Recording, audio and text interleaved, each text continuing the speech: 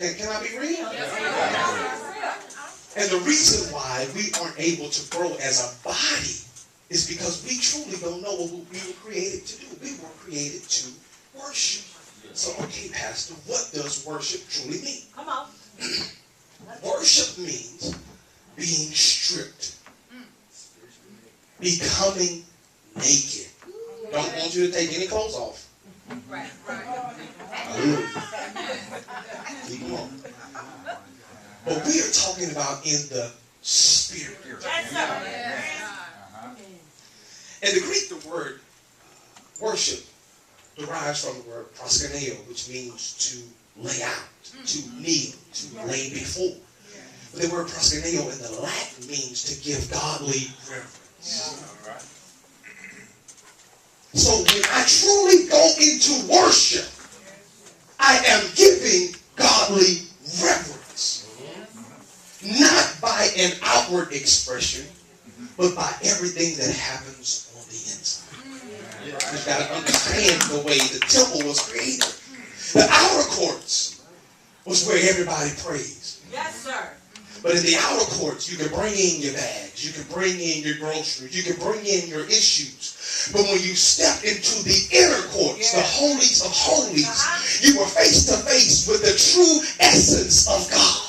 And it was disrespectful to come into the true essence of God carrying bags, because when you came in, you had to come in the way that a police officer makes you do now. Please stick your hands up. So when you came into the presence of God, you were supposed to go in with your hands up, but you couldn't go in with your hands up carrying bags. So that's the reason why we can't worship, because when we come in, we only want to get the emotional feeling that comes from the outer courts, but we want the revelation that comes from the inner courts. But you can't get the revelation until you go on the inside.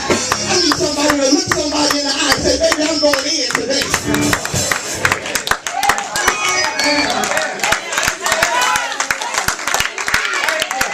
And if Weezy was here, he'll say, if you're going in, you might as well go hard. That's what he would say.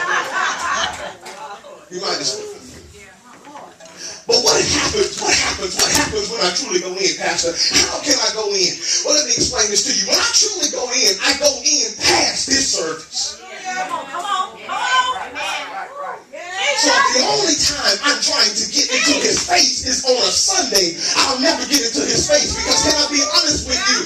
If I am in the face of Lady J and I'm trying to get true worship, it just doesn't happen instantaneously. It just doesn't happen immediately. It takes some time to get the mood right. It takes some time to start stirring up some things. It takes some time. So when I finally get in, I'm able to enjoy the presence. My God. So many of us, we have a time schedule, and we're trying to get into God and out of God, just as we're trying to put something in the microwave. But God say, I need some people who want to have a slow cook tonight. I need you to just get in and just lay there. Don't rush me, but allow me to be God. Don't put me on a time schedule, but let me come in and tell you everything about what's going on with you. Tell you what you need to do. Tell you where you need to go. But all of that takes time.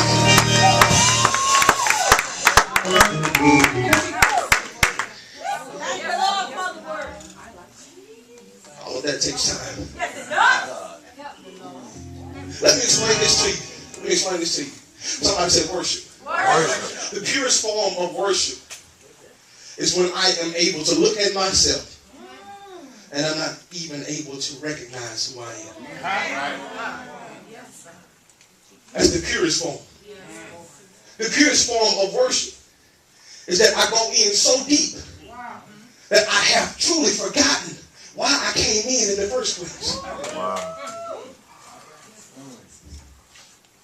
Typically, many of us, the route to getting into the holies of holies is because something is wrong.